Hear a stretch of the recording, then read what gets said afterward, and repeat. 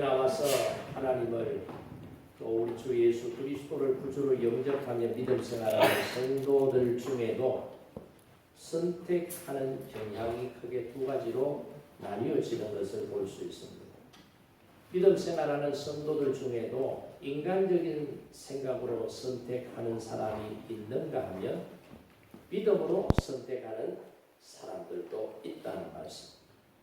오늘 본문을 저와 여러분이 교독했는데 이 말씀에도 그 예가 나옵니다. 인간적으로 선택한 롯과 하나님을 믿고 신뢰하며 믿음으로 선택했던 아브라함의 인생이 어떻게 결론 지어지느냐에 대한 말씀입니다. 아브라함이 조카 롯과 가나안 땅에 살게 되었습니다. 조카 롯과 더불어서 아브라함도 재산이 많아질 거예요. 육축과 은금이 많아졌다라고 오늘 성경이 말씀하고 있습니다. 가난할 때는 둘이 한 장소에서 살기에 부족함이 없었어요. 다툼에 어려움이 없었습니다. 약하기 때문에 힘을 모았습니다. 그런데 지금은 부자가 되었습니다. 풍요로운 삶을 살게 되었습니다. 각자 서로 소유가 많아서 이제는 한 장소에서 같이 살 수 없게 되었습니다. 왜냐하면 아브라함 집에서 일하는 종들과 롯의 집에서 일하는 종들 사이에 다툼이 일어났기 때문에 그렇습니다. 오늘 8절 말씀에도 보세요. 우리는 한 고륙이니 서로 다투지 말자. 서로 독립할 때가 된 것 같구나. 9절 말씀에 보세요. 너희 앞에 온 땅이 있지 아니하냐. 나를 떠나라. 네가 좌하면 나는 우하고 네가 우하면 나는 좌하리라. 그렇게 아브라함이 조카의 종들과 자기 집의 종들이 서로 다투는 일들이 찾아지니 이 분쟁의 요소를 해결하기 위해서 조카를 만나서 네가 먼저 선택해라. 네가 오른쪽으로 가면 나는 왼쪽으로 가겠다. 그렇게 제안을 하고 있는 것을 봅니다.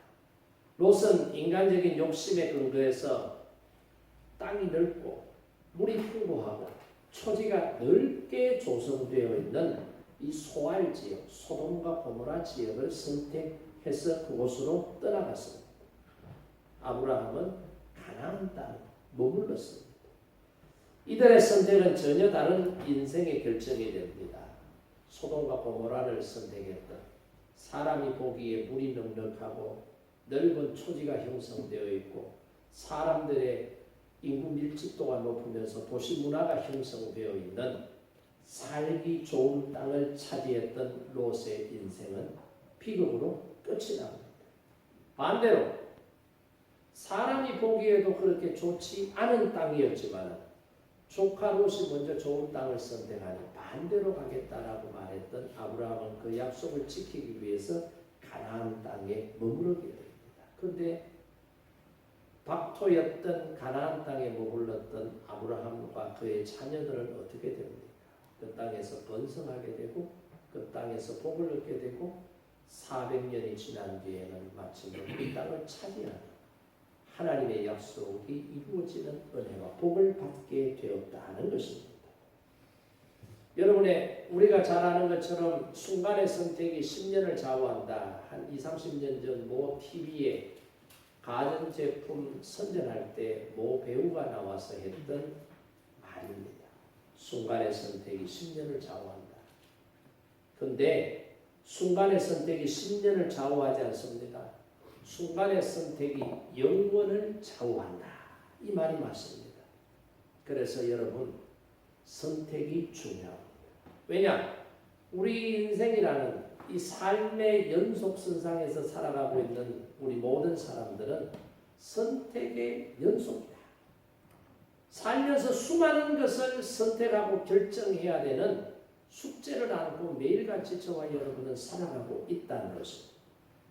이 결정해야 될 순간에 어떤 선택을 하느냐에 따라서 저와 여러분의 인생의 결말이 달라진다. 결론이 달라진다. 그래서 선택이 얼마나 중요하냐. 한번 잘못 선택하게 되면 실패하고 후회합니다. 한번 선택을 잘하게 되면 성공하고 후회하지 않습니다. 이 땅에 사는 동안에만 이것이 국한되는 것이 아니라 잘한 선택은 영원까지 우리에게 은혜와 복되게 하신다. 잘못된 선택은 영원히 멸망당하는 고통을 당하게 된다는 것을 우리가 생각해 볼 때 선택이라고 하는 것이 우리 인생에 있어서 얼마나 중요한가 이것을 재상 다시 한 번 더 생각을 해보게 됩니다. 그래서 우리가 결정해야 될 순간에 믿음으로 선택하는 것이 온전한 믿음을 가진 성도의 삶의 방법이다. 우리가 신앙을 선택하기 위해서는 그럼 어떻게 해야 되느냐? 많은 것을 포기해야 된다. 세상적인 것을 포기해야 된다. 우리가 하나님을 선택하기 위해서는 하나님을 거스르는 나의 욕심, 하나님을 대적하는 세상의 모든 것들을 어떻게 해요? 다 끊어낼 수 있어야 된다. 하나님께 나아가기 위해서는 우리가 가지고 싶은 욕심들, 탐욕들을 다 포기하도록 하나님께서는 요구하고 계신다는 것이에요. 이게 바로 오늘 본문에서 말씀하고자 하는 선택받은 사람의 결단이다. 자, 그러면 오늘 본문 말씀을 통해서 다시 한 번 더 아브라함과 롯은 어떤 선택을 했느냐, 이걸 통해서 저와 여러분이 인생의 길을 걸어가면서 선택을 해야 되는 상황 속에서 올바른 선택, 아브라함과 같은 선택을 하는 은혜가 있기를 주님의 이름으로 축복합니다. 자, 그러면 아브라함은 어떤 선택을 했느냐? 아브라함은 믿음으로 하나님을 선택했어요. 반대로 조카 롯은 어떻게 해요? 욕심으로 세상을 선택했다. 하나님께서 아브라함에게 창세기 12장 1절에 보면 뭐라고 말씀하세요? 너는 본토 친척 아비 집을 떠나 내가 너에게 지시할 땅으로 가라. 그렇게 하나님께서 말씀하셨습니다. 아브라함이 이 말씀을 듣고 하나님의 말씀을 순종하기까지 얼마나 어려운 결정의 또는 고통의 시간을 보냈을까요? 단순히 그냥 떠나버리면 된다 이게 아니에요. 본토 친척 아비 집을 떠난다는 것은 그 울타리 안에 있을 때 누리는 번영, 그 울타리 안에서 누리는 평안, 보호 이런 것들을 다 지금 포기해야 됩니다. 옛날에는 어떤 성씨들이 집성촌을 이루고 한 장소에서 살잖아요. 그러면 조금 부족하고 약해도 어떻게 해요? 집안에서 돌봐주는 거예요. 몇몇 안 되는 다른 성씨를 가진 사람들이 그 동네에서 살 때에 그 사람들과 분쟁이 생기면 잘잘못을 따지기 전에 우리하고 일족인이 어떻게 해요? 그 사람을 무조건 감싸는 거예요. 보호해주고 대변해주고 지켜주는 거예요. 아브라함이 살았던 본토 친척 아비집, 이 갈대아 우르를 아브라함이 벗어난다고 하는 것은 아브라함 개인에게는 엄청난 모험이에요. 위험 부담이 높은 결정을 해야 된다. 그런데도 아브라함은 어떻게 해요? 하나님의 말씀대로 본토 친척 아비집을 떠나기로 결단을 했다. 그러니까 아브라함이 지금까지 누렸던 보호받았던 모든 기득권을 다 내려놓고 하나님의 말씀만 붙잡고 믿음으로 순종해서 하나님께서 지시할 땅으로 떠나기로 결단을 해서 고향을 버리고 친척을 버리고 본토를 버리고 떠나더라 이 말이에요. 그런데 이렇게 믿음으로 출발을 하면은 하나님께서 야, 너 대단하다. 너 어떻게 내가 말 한마디 던졌는데 내 말 듣고 그렇게 순종할 수 있어. 너 믿음이 참 크구나. 너 참 믿음이 좋구나. 그래서 하나님께서 아브라함에 가는 모든 여정과 아브라함이 머무를 그 가나안 땅, 그 땅에 하나님께서 은혜와 복을 더해 주셔야 되잖아요. 그런데 불행하게도 아브라함이 가나안 땅에 딱 도착을 했을 때 가나안 땅에는 어떤 현상이 일어났어요? 기근이 일어났어요. 가뭄 때문에 곡식이 못 자라요. 가무니까 풀도 못 자라요. 가무니까 샘도 말라, 시내도 강도 말라버리는 거예요. 우리가 아는 것처럼 아브라함은 목축업을 하는 사람. 여기저기 장소를 이동하면서 풀을 뜯고 물을 먹이고 장막을 치면서 짐승을 키우는 사람인데 가뭄 때문에 비가 내리지 않으니까 풀이 없어져 버려요. 물도 말라버리는 거예요. 그러니까 목축업자로서는 최악의 상황이 발생한 거예요. 그래서 아브라함이 어떻게 합니까? 여기서는 살 수가 없다. 이러다가는 있는 것마저 다 잃고 다 죽게 돼. 그러니까 살 길을 찾자라고 해서 어떻게 해요? 점점 더 남방으로 남쪽으로 내려가는 거예요. 내려갈 때 누구도 데리고 가요? 조카 롯도 데리고 가요. 조카 롯은 누구예요? 아브라함의 형이었던 하란의 아들이었는데 부모가 일찍 돌아가시는 거예요. 그래서 아브라함이 본토 친척 아비집을 떠날 때 조카를 데리고 나갔던 거죠. 그래서 함께 지금 애굽으로 내려가는 거예요. 우리는 성경에 보면 애굽에 몇 년을 머물렀다는 시간이 정확하게 기록이 되어 있지 않아서 잠깐 거기 갔다가 아내를 빼앗겨서 정신 차리고 다시 쫓겨나서 가나안 땅으로 올라왔다라고 생각을 하는데 신학자들의 주장에 의하면 약 10년 정도의 세월을 애굽 땅에서 머물렀다. 그렇게 말을 하고 있습니다. 그러니까 10년 애굽 땅에 머무는 동안 아브라함과 조카 롯의 재산이 엄청나게 불어나는 거예요. 여러분 나중에 야곱의 12아들들이 비건 때문에 애굽에 내려가서 총리가 된 자기 동생 요셉 때문에 애굽에서 사는데 애굽에서 살 때 이 히브리인들 야곱의 12아들들이 어디서 살아요? 고센 지역에서 살아요. 고센 지역은 어떤 지역이라고요? 목축업을 하기 아주 좋은 최적화된 장소다. 그래서 그곳에서 머물어요. 그러니까 아브라함이 애굽에 내려가 10년 정도를 살면서 애굽은 물이 많고 초지가 넓게 형성되어 있으니까 결혼지참금 자기 아내의 사내를 자기 여동생이라고 속이면서 바로로부터 받았던 결혼지참금이 뭐예요? 양과 염소와 노비와 소와 당나귀와 낙타들이 그리고 은금이에요. 엄청난 걸 받았단 말이에요. 그러니까 그 엄청난 것을 받은 것에 애굽에 10년을 머무르면서 열심히 일하고 하나님의 은혜로 살았더니 어떻게 해요?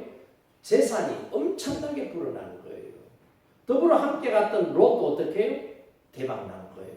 그래서 아브라함과 롯이 재산이 엄청나게 많아졌다. 이 말이거든요. 부자가 됐다 이 말입니다. 그런데 가난할 때는 문제가 안 됐어요. 애굽에 있을 때는 초지 자체가 넓고 땅이 크고 물이 많으니까 서로 싸울 일이 없어요. 근데 이제 약 10여 년 만에 다시 가나안 땅으로 올라오는 거예요. 가나안 땅에 올라오니까 짐승들도 많아졌지. 은금도 많아졌지. 노비들도 많아졌지. 근데 환경이 바뀌니 애굽처럼 이 가나안에는 넓은 초지도 없어. 넉넉한 물, 나일 강처럼 많은 물을 끼고 있는 큰 강도 없는 거야.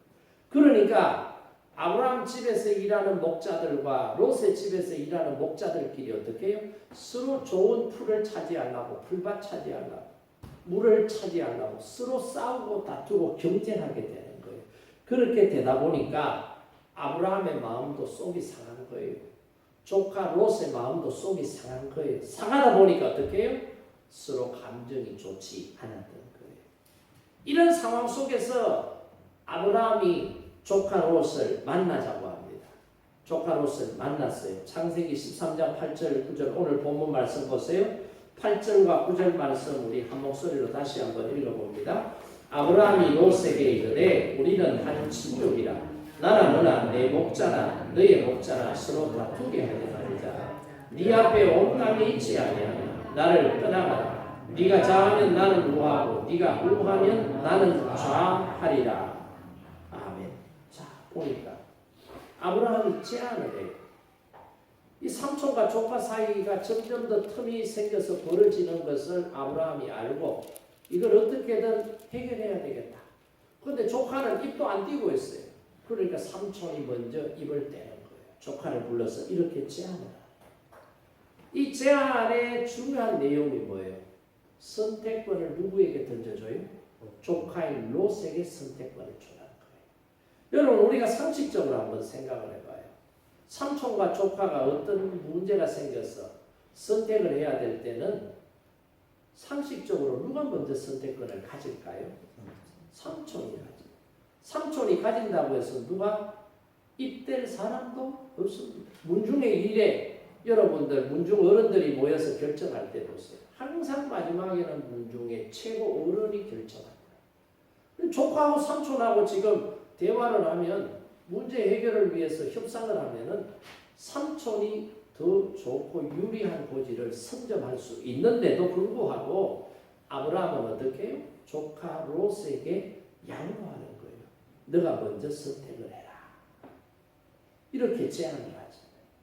이쯤 되면 조카 롯이 자기 아버지 엄마가 일찍 돌아가시고 갈대아 우르를 떠날 때 자기 삼촌이 자기를 챙기고 그 1500km 되는 그 갈대아 우르에서 하란에서 가나안에서 애굽에서 다시 가나안으로 올라오는 희나긴 여정 속에서 자기를 돌봐주고 보호해주고 자기가 부자가 되게 해준 도움을 준 분이 아브라함 삼촌이라는 것을 알고 있잖아요.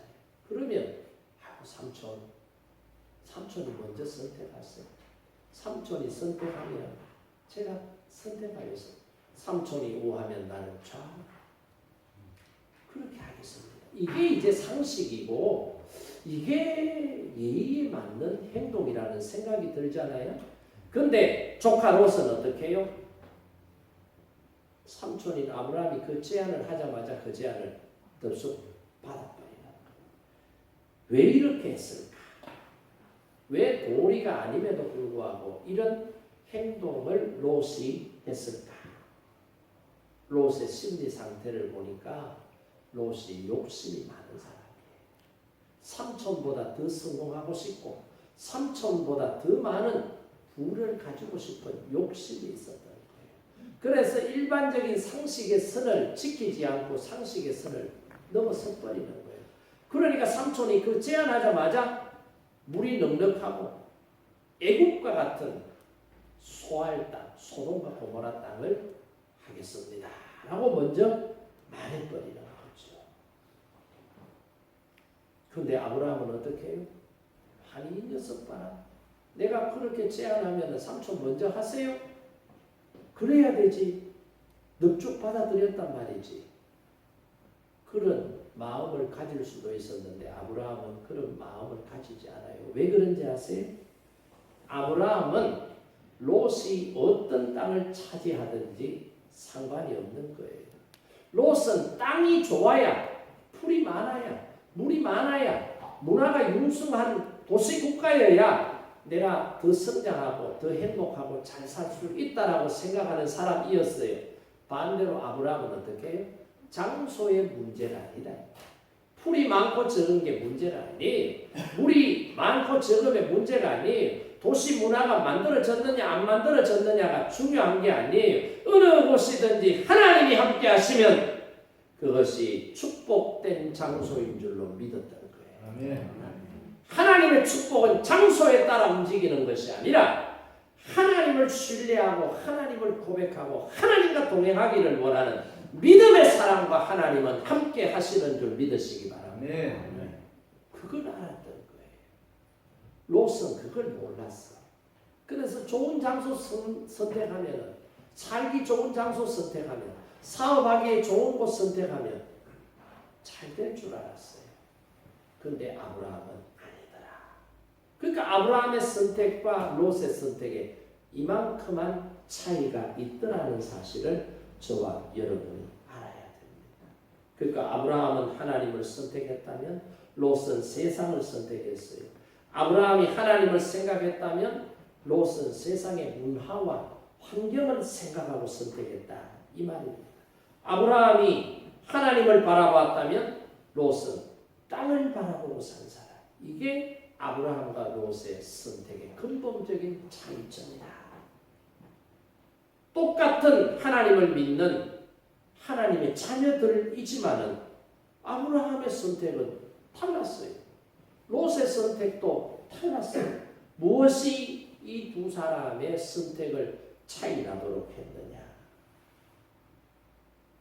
믿음에 대한 확실한 근거가 롯은 부족했기 때문이다. 이 말입니다. 오늘 교회 나와서 예배를 드리고 신앙생활하는 사람들도 두 종류가 있어요. 예배를 드릴 때 하나님만을 생각하며 예배 드리는 사람이 있어요. 자기 자신만 생각하면서 예배 드리는 사람이 있어요. 하나님만 생각하고 예배 드리는 사람은 나는 아무것도 한 것이 없는데 하나님의 불가항력적인 그 사랑과 은혜로 말미암아 나를 구원해 주셨어요. 하나님의 구원의 값진 은혜. 나는 공짜로 받았지만 하나님은 하나님의 아들 되시는 독생자 예수 그리스도를 십자가에 내어 주시면서 값비싼 대가를 지불하셨는데 나는 어떤 대가도 지불하지 않고 하나님의 은혜로 예수 그리스도를 믿는 믿음의 고백과 삶으로 구원을 얻게 하시니 감사하다는 거예요. 그 은혜에 감사해서 하나님 앞에 예배드리는 사람하고 위로상 받기 위해서 물질적인 복을 얻기 위해서 내가 소원하는 소원을 이루기 위해서 하나님 앞에 나와 예배드리는 사람하고 같아요? 달라요? 다르다. 이게 무슨 차이냐?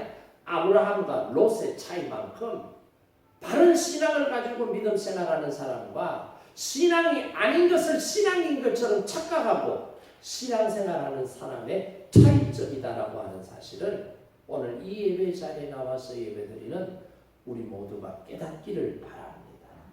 아브라함은 철저하게 하나님께서 생사화복을 주관하시는 분이다. 이걸 믿고 알고 있었기 때문에 선택권을 조카에게 먼저 주는 거예요. 너가 어디를 선택하든 나는 나의 주 나의 하나님이 나와 함께 하시기 때문에 사람이 보기에는 좋지 않은 환경이라 할지라도 좋지 않은 환경에서도 하나님께서는 은혜와 복을 더해 주셔서 좋지 않은 환경 속에서도 은혜와 복을 받는 그 모습을 통해서 안 믿는 사람들이 어떻게 해요? 하나님을 인정하는 그런 삶의 자리로 나를 이끌어 가실 거야. 이런 믿음의 확신이 있었던 거예요. 이삭이 보세요. 창세기 26장에 보면 그 해에 기근으로 말미암아 그럴 사람들은 소출이 거의 없어요. 그런데 이삭은 그의 소출이 얼마나 됐다고요? 100배나 됐대. 이 모습을 보고 이삭을 무시했던 그랄 왕 아비멜렉과 군대 장관 비골이 어떻게 해요? 큰일 났습니다. 우리가 저 이삭을 무시해서 그동안 이삭이 우물을 팔면 사람들을 보내서 파는 족족이 우리가 다 뺏었는데 저 이삭이 이런 기근 속에서도 소출을 100배나 거두는 축복을 받는 것을 보니 저 이삭 뒤에는 하나님이 계신 것 같습니다. 하나님이 그를 돕는 것 같습니다. 우리 이대로 있다가는 큰일 납니다. 그러니까 선수 칩시다. 우리가 찾아가서 이삭에게 사과하고 이삭과 함께 잘 지내자는 화친 조약을 맺읍시다. 라고 해서 창세기 26장에 보면은 그랄 왕 아비멜렉과 군대 장관 비골이 이삭을 찾아가서 화친 조약 맺는 내용이 거기에 기록이 되어 있다. 여러분, 축복은 인간의 노력에 달린 것이 아니라 하나님의 은혜에 달려 있다는 것을 다시 한 번 더 기억하시고 저와 여러분은 살아가는 모든 날들 가운데 어떻게 해요? 아브라함과 같이 믿음으로 선택하는 은혜가 있기를 바랍니다. 환경 붙잡고 사람 붙잡고 선택한다고 해서 되는 게 아니라 복의 권한 되시는 하나님께서 우리를 붙잡으실 때에 우리는 복 받는 인생이 된다라고 하는 이 원리를 깨닫고 저와 여러분이 믿음으로 살아갈 수 있어야 된다. 이 말이에요. 어떤 교회의 청년부를 지도하는 목사님의 이야기를 들었는데 이 청년부 안에 남자 청년하고 여자 청년하고 눈이 맞았어요. 좋아하게 된 거예요. 그래서 청년부 시간에도 티를 안 내려고 하는데 티가 나고 청년부 모임이 끝나면 둘이 또 만나가지고 연애하고 그러는 거예요. 그러면서 이제 사랑이 점점 더 커져가고 있었어요. 그런데 여청년이 생각할 때 아쉬운 거예요. 자기가 생각하는 남자친구 결혼할 남편감은 좀 박력이 있고 자기를 주도해서 이끌어가기를 원하는데 이 남자는 믿음은 좋은데 박력이 없는 거예요. 자기가 오히려 여자인 이 자매가 오히려 이 주도해 나가야 되니까 자기 이상형이 아니다 이 말이에요. 그래서 몇 번 이야기를 해도 안 고쳐지는 거예요. 그래서 한 번은 지도하는 목사에게 찾아가서 목사님 제가 이런 사정이 있는데 이걸 어떻게 하면 좋겠습니까? 사람은 믿음도 좋고 성실하고 다 좋은데 저는 결혼하고 싶은 남자가 저를 주도해 나가는 박력이 있는 사람이면 좋겠습니다. 라고 이야기를 했어요. 그랬더니 목사님이 이야기를 다 듣고 자매님 박력도 중요하지만 박력보다 더 중요한 게 믿음입니다. 성실합니다. 그러니 제가 볼 때는 박력 있지는 못하다 할지라도 믿음이 좋고 성실하니까 그 남자친구하고 결혼을 해도 괜찮지 않겠나 하는 생각이 듭니다. 그렇게 이제 상담을 해줄 거예요. 이 청년이, 여자 청년이 그 목사님하고 상담하고 돌아와서 몇 달 뒤에 그 남자친구하고 헤어진 거예요. 도저히 안 되겠다. 나는 무슨 일이 있어도 박력 있는 남자하고 결혼해. 내 인생을 주도해주는 남자하고 나는 결혼해야 돼. 그러면서 박력 있는 남자를 찾다 보니까 교회 안 다니고 믿음 생활 안 하는 어떤 직장인 청년을 만난 거예요. 근데 이 청년은 박력이 있어. 자기를 연애하고 뭐 밥 먹으러 가고 커피 마시러 가고 놀러 가고 전부 남자가 알아서 촉촉 다 해주는 거예요. 박력 없는 남자하고 사귀다가 박력 있는 남자하고 사귀니까 너무 좋은 것 같아. 그래서 결혼합시다 해가지고 결혼을 한 거예요. 결혼해서 잘 살까요? 못 살까요? 박력 있는 남자하고 결혼하고 싶어서 결혼했는데 박력이 너무 있어가지고 남자가 하자는 대로 여자가 안 따라주면 둘 패는 기라. 박력 있는 남자 좋다고 믿음 없어도 박력만 있으면 된다고 생각하고 안 믿는 박력 있는 남자하고 결혼해요. 지금도 얻어터지면서 살고 있다. 그러니까 여러분 인생은 박력으로 사는 것이 아니라 믿음으로 사는 거다. 아멘. 믿음의 동력자를 만나서 아름답고 건강한 가정을 세워야 되지. 이 중요한 선택에 있어서 믿음이라고 하는 요소를 빼버리고 자기가 중요하게 생각했던 욕심, 박력 이거 선택했다가 결혼 생활을 어렵게 하고 있다는 한 여자의 이야기를 들었다고 하는 것입니다. 여러분 세계적인 심리학자요 정신의학자인 칼 메링거라고 하는 사람은 이런 말을 했대요. 인간의 모든 문제 밑바탕에는 이기심이라고 하는 것이 깔려있다. 이기심. 이 이기심 때문에 어떤 선택을 할 때 잘못된 선택을 한다. 특히 예수 믿는 사람들이 이 이기심 때문에 믿음으로 선택해야 될 상황에 믿음으로 선택하지 못하고 이기심, 욕심으로 선택했다가 어려움에 처할 때가 많이 있다는 거예요. 욕심 때문에. 그래서 결정해야 될 순간에 하나님과의 관계가 흐트러지거나 흐려지지 않도록 욕심에 끌리면 안 된다. 그렇게 결정하면 여러분 롯과 같은 결정, 실패한 선택이 될 수밖에 없다는 거예요. 그래서 믿음의 결정은 하나님을 선택하는 거예요. 왜? 인간을 창조하시고 인간의 생사화복을 주관하시는 분이 누구라는 거예요? 하나님이시다. 그래서 어떤 상황 속에서도 이기심이 아니라 믿음으로 하나님을 선택하는 저와 여러분 되기를 주님의 이름으로 축복합니다. 두 번째는 뭐냐? 아브라함은 평화를 선택했어요. 반대로 롯은 물질을 선택했다. 아브라함이 보세요. 지금 조카 롯의 집안하고 분쟁이 생기니까 이 분쟁을 해결하기 위해서 아브라함은 뭐예요? 기득권을 포기하는 거예요. 자기가 주장할 수 있는 욕심을 다 내려놓는 거예요. 그러면서 조카 집안하고 평화를 만들어 나가려고 하는 거예요. 내 것을 다 고집하면서 여러분 화목할 수 있어요? 여러분도 자매가 있고 남매가 있고 몇 사람 되면은 부모님의 유산을 정리할 때 보세요. 내 욕심, 내 주장을 다 하면은 그 자매들, 부모님의 그 자식들이 화평할 수 있었을까? 평화로울 수 있었을까? 안 돼요. 내 욕심을 버려야 화목할 수 있고 평화로울 수 있다. 아브라함은 그걸 아는 거예요. 그래서 욕심을 내려놓고 기득권을 포기해버려요. 그래서 롯에게 말합니다. 너나 나나 내 목자나 너의 목자나 서로 다투지 말자. 싸우지 말자. 그런 제안을 하게 됩니다. 여러분 우리 가정에도 그래요. 재물이 없으면은 자식들이 성장하고 힘들지만 열심히 노력해서 자기 재산을 일구어 나가요. 근데 부모가 재산이 많으면 그 자식들이 다 그런 건 아니지만 간간히 우리들에게 들려오는 이야기들 중에 부정적인 이야기가 뭐예요? 부모 재산만 상속받으려고 일 안 한다는 거예요. 노력 안 한다는 거예요. 경험도 없으면서 부모의 재산을 상속받아서 사업하다가 뻥 터져가지고 부도 냈다는 거예요. 사기당한다 이 말이에요.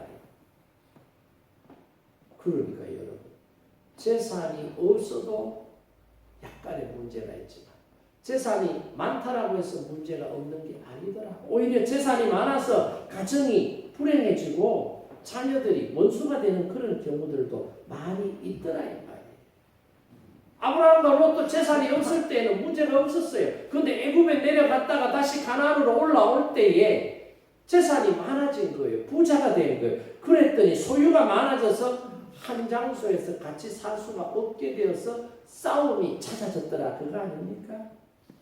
오늘날 많은 사람들이 많이 소유하면은 행복할 것 같은데 그건 가지지 못한 사람들이 많이 가졌으면 행복할 거야 라고 하는 막연한 기대예요. 가진 사람들의 모습을 보시라니까. 돈 때문에 자녀들이 원수가 되는 그런 경우들이, 싸움이 일어나는 경우들이 얼마나 많아요. 재산이 많으니까 부부도요 싸우잖아요. 지금 텔레비전에 나오고 한국의 세계의 이혼 재판 뭐 제가 말하지 않아도 알죠. L 무슨 옛날에 노 무슨 대통령 딸하고 그죠. 뭐 1조 뭐 300억 뭐 이런 재산 분쟁 이혼 소송. 부부지간에도 돈이 많은 부모 자식 간에도 원수가 되고 형제 간에도 원수가 되고 친구 간에도 의리가 상하고 쫑나는 경우들이 많다. 동거할 수 없는 것은 인간뿐만 아니라 하나님과의 관계에서도 마찬가지죠. 물질이 많아져서 하나님 없이도 살 수 있다. 하나님이 안 도와줘도 살 수 있다. 하나님 없이도 성공할 수 있고 행복할 수 있다라는 그런 착각과 망상 속에 빠지는 거예요. 힘들고 어려울 때는 기도해요.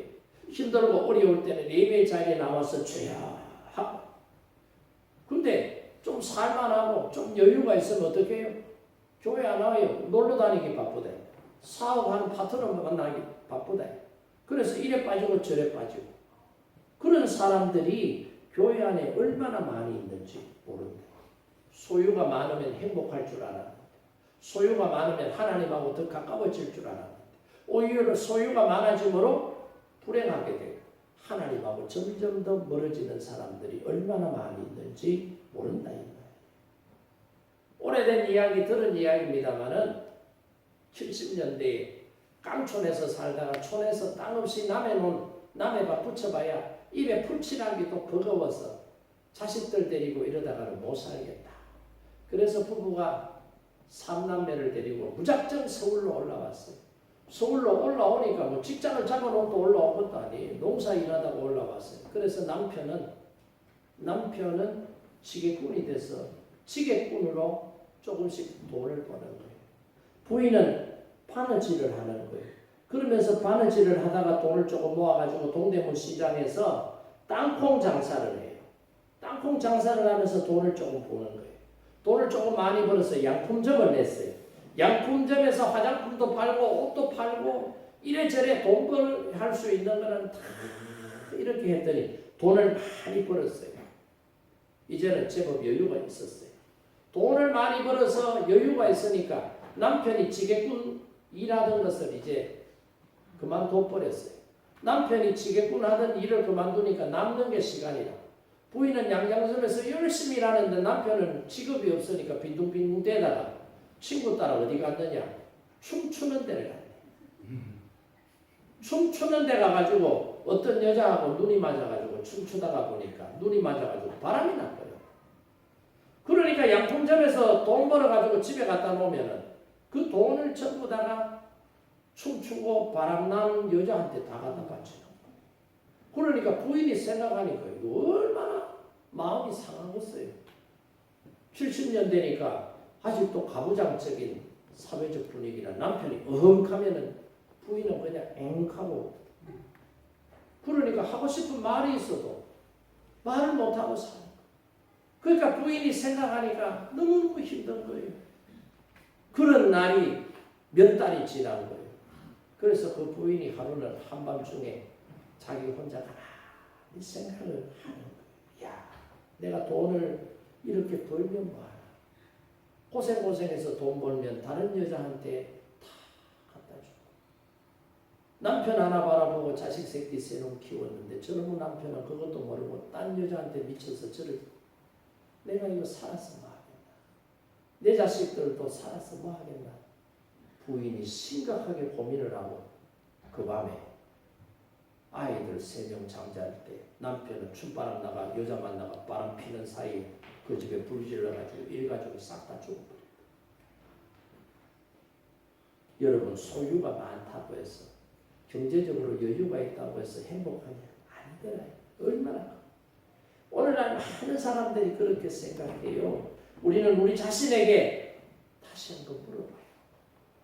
정말로 내가 돈만 많으면 행복한 인생이 될 수 있나? 내가 여유가 있으면 정말로 내가 행복한 삶을 살 수 있나? 우리 가정에 돈이 없을 때는 먹는 것 조금 적게 먹었고 거친 음식을 먹고 조금 불편하고 어려웠지만 그래도 그때는 한방에서 자면서 웃고 울고 같이 가족이라고 하는 울타리 안에서 끈끈한 정과 사랑과 평화가 있었는데 이제 여유가 있어 각자 다른 방 쓰고 여유가 있어서 자녀들 오피스텔 사줘가지고 거기서 따로 떨어져 사는 게 이게 정말로 행복하냐? 부모 자식 간에 부부 간에 가족들 간에 이게 정말로 행복하냐? 이거 한번 생각해 보시라. 여러분, 우리가 욕심으로 물질을 택하게 되면 가정의 평화가 깨져요. 욕심으로 물질을 택할 것이 아니라 사랑으로 가족이라고 하는 그 울타리 속에서 함께 지내는 평화를 선택할 때 하나님께서는 평화라고 하는 큰 은혜를 우리에게 주시는 거예요. 그래서 여러분 성경 말씀해 보세요. 마른 떡 한 조각만 있어도 화목하는 것이 육선이 집에 가득하고 다투는 것보다 나으니라. 잠언서에 보면 그 말씀이죠. 또 잠언서에 보면 채소를 먹으며 서로 사랑하는 것이 살찐 소를 먹으며 서로 미워하는 것보다 나으니라. 그 말씀이에요. 여러분, 서로 사랑하며 살기 위해서 물질이라고 하는 욕심을 내려놓을 수 있기를 바랍니다. 물질 때문에 서로 미워하고 물질 때문에 서로 원수가 되고 골이 깊어져서 보지 않고 사는 것보다 조금 물질적으로 여유가 없고 힘들고 어려워도 화목하게 평화롭게 사는 것이 은혜다라고 하는 사실을 깨닫고 이 사실을 깨달았던 아브라함처럼 저와 여러분은 평화를 선택할 수 있기를 바랍니다. 롯처럼 욕심을 선택해서 가정이 깨어지고 가문이 깨어지는 그런 잘못된 선택을 하면 결국 불행한 인생으로 종결짓게 된다는 사실을 오늘 아브라함의 선택과 롯의 선택을 통해서 깨닫는 저와 여러분 되기를 바랍니다. 그리고 마지막 3번째는 뭐예요? 아브라함은 미래를 선택했어요. 롯은 현재를 선택했다. 이 말입니다. 아브라함은 양보를 통해서 사람이 보기에 좋지 않은 것이지만 가나안 땅 그곳을 선택했어요. 그런데 하나님께서는 그런 선택을 한 아브라함에게 어떻게 해요? 창세기 14장에 넘어가면 다시금 약속을 하고 이 땅을 너에게 주고 너의 자손들이 차지하고 너의 자손들이 번창할 것이다. 왜요? 조금 마음으로 아브라함이 조금 서운했을 거 아니에요. 피부치였던 조카하고 이제 떨어져서 살게 되고 조카는 좋은 땅 차지해서 갔는데 자기는 좀 안 좋은 땅. 그러니까 말은 그렇게 하고 믿음으로 결정했는데 아쉬운 마음이 조금은 있었을 거 아니요. 물론 아브라함한테 물어봐서 모르겠습니다만은 제 생각에 저라면 그랬을 것 같아. 그래서 조금 심란해하고 조금 우울해하는 아브라함에게 하나님이 딱 나타나셔서 창세기 14장에 보면 그 약속을 하거든요. 하나님께서 너의 자식들에게 이 땅을 차지하는 너의 자식이 번성하게 하고 그런 복을 주겠다. 실제로 아브라함에게 약속하신 하나님의 축복이 이루어져요? 안 이루어져요? 이루어지잖아요. 반대로 롯은 보세요. 살기 좋은 것을 선택해서 땡 잡았다. 이제는 땅 짓고 헤엄친다. 이제는 삼촌보다 내가 더 부자가 될 거야. 야호! 하면서 신났을 거예요. 그런데 보세요. 불과 몇십 년이 지나지 않아서 아브라함의 약속은 점점 더 하나님의 약속이 가까워져요. 그런데 롯은 보세요. 소돔과 고모라 땅에 살았는데 그 소돔과 고모라 땅이 죄악이 가득 찼던 곳. 동성애, 온갖 악이란 악이 여기 다 있고, 그러니까 하나님께서 어떻게 해요? 소돔과 고모라 성을 멸망시키시는 거예요. 불과 유황불로 심판을 하시는 거예요. 소돔과 고모라에서 성공할 수 있다고, 성공했다고 떵떵거리면서 살았던 롯이 어떻게 돼요? 하나님께서 심판하실 때에 천사를 보내잖아요. 천사가 그 집에 들어가는 걸 보고 소돔과 고모라 성에 악한 사람들이 어떻게 해요? 너희 집에 새로운 사람, 뉴 페이스가 들어가는 것을 봐. 그 사람들 내놔. 오늘 그 사람들을 우리가 상관할 것이다. 상관한다는 건 뭐예요? 에? 성적으로 뭔가 지금 나쁜 짓을 한다. 그런 의미가 이 속에 들어있거든요. 그러니까 롯이 안 된다. 아직 남자를 가까이 하지 않은 내 두 딸이 있으니 차라리 내 두 딸을 너희에게 내주더라도 이 손님들은 못 내준다. 그러면서 저항을 하게 되잖아요. 그러니까 막 문을 때려 부수듯이 극하게 막 반항을 하고 그러잖아요. 아브라함에게 소돔과 고모라가 멸망한다는 소식을 하나님께서 전해주셨을 때 아브라함이 기도합니다. 50명이면 의인 50명이면 하나님 멸망하지 않으시겠어요? 45명이면 40명이면 30명이면 20명이면 10명이면 아브라함 생각에 10명은 아니겠나. 특히 그 큰 도성에 수많은 사람들이 있는데 그 10명은 하나님을 신실하게 의지하고 믿음 생활하는 의인이 있지 않겠느냐. 그 마음 가지고 의인 10명이 있으면 멸망시키지 않으시렵니까? 그래, 10명만 있으면 내가 멸망하시다. 아브라함 생각에 소돔 고모라 성에 10명의 의인이 있다고 생각하고 롯과 그의 가족들이 멸망당하지 않을 것으로 생각을 한 거예요. 그런데 있었어요, 없었어요? 아브라함의 조카였던 롯과 롯의 아내, 롯의 두 딸, 4명에다가 롯의 예비사위 둘, 6명. 그럼 나머지 어디서 끌고 와도 4명은 안 되겠느냐 싶은데 돼요, 안 돼요? 안 돼. 사위들한테도 예비 사위들한테도 이야기를 해도 예비 사위들이 믿지를 않는 거예요. 하나님의 두려움, 그 심판을 받아들이질 않는 거예요. 그래서 어떻게 해요? 결국은 소돔과 고모라 성이 불과 유황불로 심판을 당합니다. 이것이 천사가 어떻게 해요? 야, 빨리 가야 돼.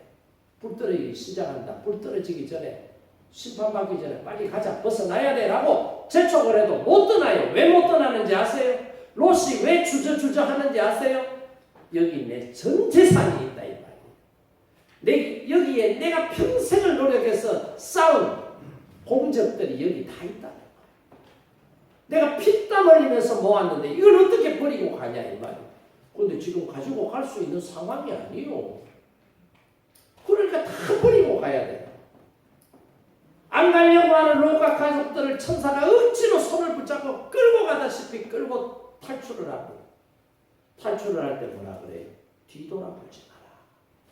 뒤돌아보면 죽는다. 뒤돌아보지 마라. 그런데도 어떻게 해요? 롯과 두 딸은 뒤돌아보면 안 된다.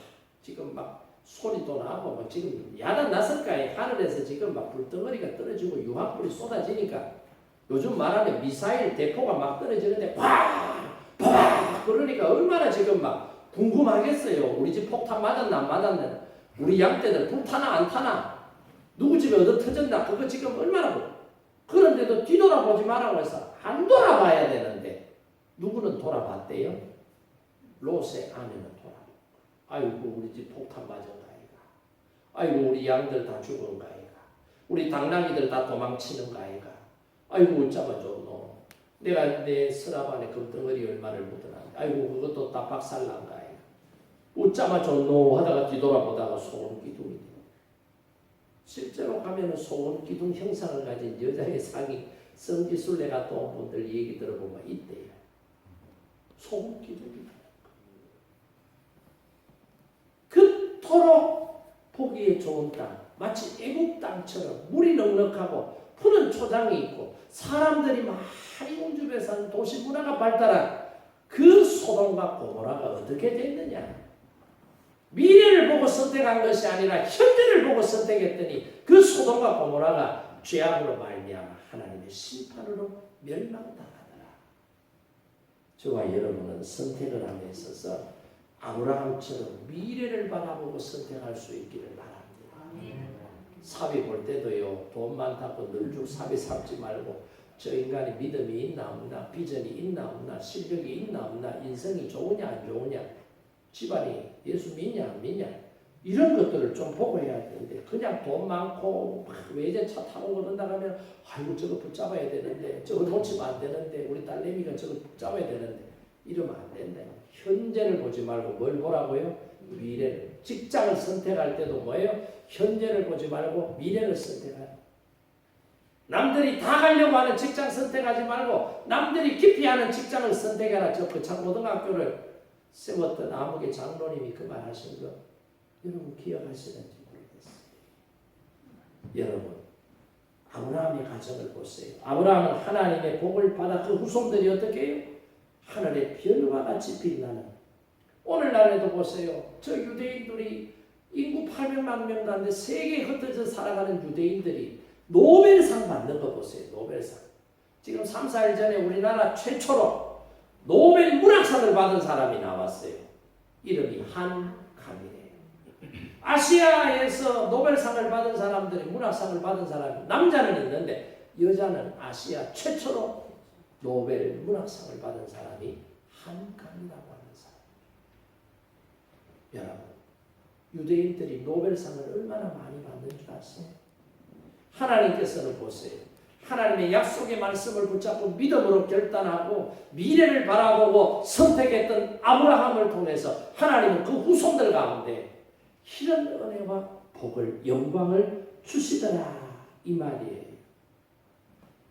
록펠러 이야기를 여러분이 잘 알고 계실 거예요. 저도 여러분들에게 서너 번 이야기를 했어요.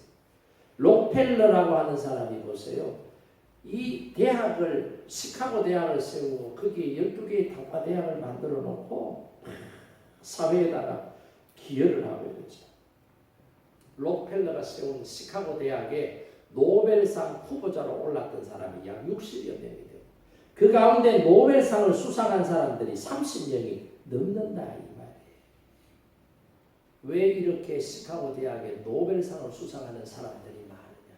록펠러 정신에 입각해서 학문을 가르치고 록펠러 정신에 입각해서 학문을 탐구하는 학생들이 많기 때문에 그렇다. 그러면 록펠러의 정신이 뭐냐? 록펠러 나이 6살이 됐을 때 그 어머니가 교회에 데리고 가면서 한 날 이런 말을 했다는 거예요. 록펠러야, 내 아들아, 이제 너 혼자 교회에 다닐 수 있어야 돼. 지금까지는 매 주일마다 엄마가 너의 손을 붙잡고 내가 교회로 데리고 다녔지만 이제는 엄마가 너의 손을 붙잡고 교회에 데리고 가지 않아도 너 스스로 교회에 갈 수 있어야 된다. 그 말을 하더라는 거예요. 그러면서 6살짜리 록펠러에게 20센트는 1달러의 5분의 1이잖아요. 1달러면 1350원인데 그걸 5분의 1로 쪼개봐야 몇백 원밖에 안 되는 작은 돈이지만은 그 돈을 록펠러에게 엄마가 쥐어주면서 자, 이 돈은 엄마가 너에게 줄 거야. 주기 전에는 엄마의 돈이었지만 이젠 너의 돈이야. 네가 어디를 쓰든지 일주일 동안 네가 알아서 사용해. 한꺼번에 과자를 다 사 먹든지 쪼개서 과자를 사 먹든지 뭘 하든지 네가 알아서 하면 돼 라고 말하는 거예요. 그러면서 엄마가 그 아들 록펠러에게 조건이 있다.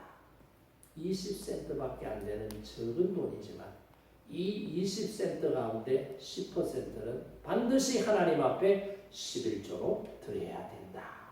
그러니까 2센트를 하나님 앞에 11조로 드려야 된다. 그 말을 하더라는 거예요. 그래서 그때는 록펠러가 무슨 의미인지를 몰랐지만 엄마가 그렇게 말하니까 엄마의 말에 순종해서 20센트의 10%인 2센트를 주일날 11조로 하나님 앞에 드렸다. 이 말이에요.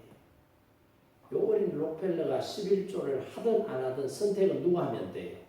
자기가 하면 돼요. 자기가. 엄마가 하라고 했지만 예 하고 안 할 수도 있어요. 아니요 하고 할 수도 있어요. 선택은 록펠러가 하는 거예요. 11조를 하든 안 하든 자유는 록펠러. 근데 록펠러는 11조를 하나님 앞에 하는 선택을 했어요. 그 결과가 어떻게 된 줄 알아요? 엄마한테 20센트 일주일 용돈 받던 어린 록펠러가 성장했을 때 세계를 대표하는 거부가 되었다. 자신이 이렇게 거부가 된 기초가 어디냐? 엄마가 자신에게 한 말. 엄마가 11조 하라고 했을 때 할 수도 있고 안 할 수도 있었는데 했던 그 선택이 낳은 결과가 세계 제1의 갑부가 되게 하시는 하나님의 축복을 내가 받았습니다. 할렐루야. 이게 록펠러의 고백이다 이 말입니다. 그래서 록펠러는 자신에게 이런 은혜와 복을 주신 하나님을 다른 사람들에게 알리기 위해서 여러분도 성공하려고 하면 세 가지를 반드시 선택해라. 첫 번째가 뭐냐? 11조를 반드시 해라. 하나님께서 내게 물질 주신 것 내 거 아니다. 10개를 주셨는데 9개 나한테 쓰라고 그러고 1개만 하나님 앞에 드리라고 한 게 얼마나 감사하냐. 반대로 10개 줘놔놓고 9개 나한테 주고 1개 너 쓰라고 그러면 얼마나 힘들겠느냐. 근데 하나님은 9개 너 쓰고 하나만 나한테. 왜? 하나를 하라는 이유는 물질의 주인이 누구라는 거예요. 네가 땀 흘려 수고하고 애써서 번 거지만 너로 하여금 수고하고 땀 흘려 애써 벌 수 있도록 건강도 주시고 직업도 주시고 직장도 주시고 벌 수 있도록 하신 분이 하나님이십니다. 이 고백을 하라는 거예요. 그래서 11조는 반드시 해라. 그러면 나처럼 성공하는 인생이 될 수 있어. 두 번째, 교회에 가서 예배드리면 항상 맨 앞자리에 앉아라. 뒷자리에 앉지 마라. 뒷자리에 앉으면 산만해져. 하나님 앞에 집중해서 예배드리려고 하면 맨 앞자리에 앉아서 예배를 드려야 된다. 당시 록펠러가 출석했던 교회 교인이 800명이래요. 800명 교인들이 앞자리에 앉을 수 있는 사람은 다 해봐야 뭐 한 4, 50명 더 되겠어요. 그러니까 4, 50등 안으로 교회 일찍 와야 맨 앞자리에 앉아. 그래서 항상 예배 시간에 먼저 와서 맨 앞자리에 앉아서 예배를 통해서 임재하시는 하나님, 말씀을 통해서 깨닫게 하시는 하나님의 은혜를 얻고자 준비하면 먼저 예배 자리에 앉았다. 그러니까 여러분도 하나님의 깊은 은혜를 체험하고 예배 시간에 산만하지 않고 집중하고 하나님을 경험하려고 하면 맨 앞자리에 앉으십시오. 요게. 그리고 세 번째가 뭐냐? 절대로 목사님 말씀에 순종하세요. 내가 순종하는 것은 복이고 불순종하는 것은 내게 결코 은혜가 되지 않습니다. 이게 록펠러의 세 번째 이야기예요. 그러니까 여러분 귀담아 들으시고 록펠러처럼 하나님의 말씀 붙잡고 미래를 붙잡고 하나님 말씀과 동행하기를 원하는 사람에게 이런 은혜가 있더라. 이런 축복이 있더라는 것을 저와 여러분이 깨닫고 오늘 아브라함의 선택처럼 잘한 선택하시기를 바랍니다. 혹여라도 롯처럼 인간적인 욕심과 인간적인 생각 때문에 잘못된 선택을 해서 실패한 인생, 후회하는 삶이 되지 않기를 주님의 이름으로 축복합니다. 이제 우리 자리에서 다 함께 일어나셔서 함께